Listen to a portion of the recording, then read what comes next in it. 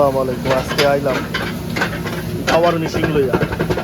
এটা হলো ফ্রাইওয়ালা গাওয়া। এই যে মেশিনটাতে কাঁচা গাওয়া দেয়। কাঁচা গাওয়াটা প্রথমে এরকম থাকে, মানে কফি বিন। এই যে এটা হলো কাঁচা গাওয়া, কফি বিন একদম কাঁচাটা। এটারে এই যে মেশিনটা আছে এটার উপরে ডালে, ওই যেটার নিচে আগুন ধরতে আছে, আগুন জ্বলে আর এটা রোটেট করে ঘুরে। ওই যে দেখতেছেন এরকম ঘুরতে আছে, এটার ঘুরলে পরে এই গাওয়াটা এরকম ফ্রাই হইব। এই যে অহন এটা ফ্রাই হয়ে গেছে।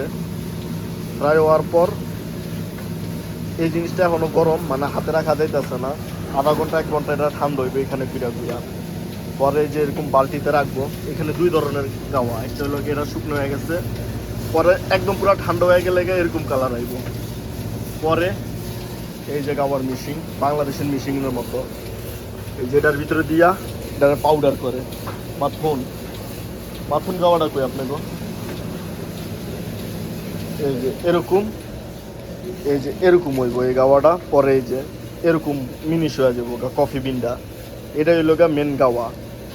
সৌদি আরবে যে কয় গাওয়া খায়, এটাই হইল গা মেন গাওয়া। কিন্তু এই গাওয়াটা প্রথম থাকে এরকম কাঁচা অবস্থায়। মামুন ভাই একটু দেখান তো, একটু হেল্প করেন। এই যে এখানে এই বস্তার ভিতরে আছে, এই যে এইখানে এরকম গাওয়া হয়ে থাকে। পরে এই গাওয়াটারই তো এই ফ্রাই মেশিনে দিলে, এই যে ফ্রাই মেশিনটা চলতেছে, তারপর এটা এরকম ফ্রাই হইতেই থাকবো। পাউন্ডে এটা হইতে কয় ঘন্টা লাগে? আধা ঘন্টার ভিতরে এটা পুরো এরকম ভাজা হয়ে যাবো। ভাজা হয়ে গেলে পর আবার এই যে এখানে এটা খুলে দিলে এটা এখানে পড়বো। এইখানে পড়ার পরে এই জিনিসটা ঘুরায় এই গাওয়াটার আস্তে আস্তে ঠান্ডা করবো। ঠান্ডা করার পর এরকম 2 ধাপে হয়। পরে এটার এই মিশিং ইয়া করে এই গাওয়া ভাই। পরে এটার 3য় ধাপ মানে কিভাবে খায় এটা, তারপরে পানি দিয়ে তারপরে তৈরি করতে হবে। আপনার জাফরন টাফরন সব একসাথে মিক্স করে। এটা খাইলে উপকার কি? এটা উপকার আছে, অনেক উপকার। এটা শরীর গরম থাকে, মানে শীতের দিন একটু এই গাওয়াটা বেশি খায়। হ্যাঁ, অনেক ভালো। তো জাগো জাগো বাংলাদেশি গাওয়া বলতে এই কফি বিন্ডারই ওরা গাওয়া বলে।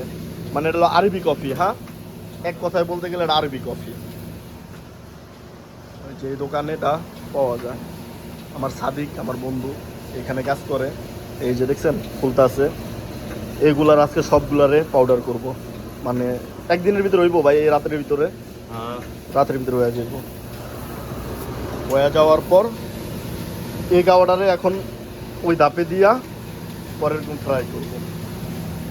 তো আজকের ভিডিও এই পর্যন্তই। সবাই ভালো থাকবেন।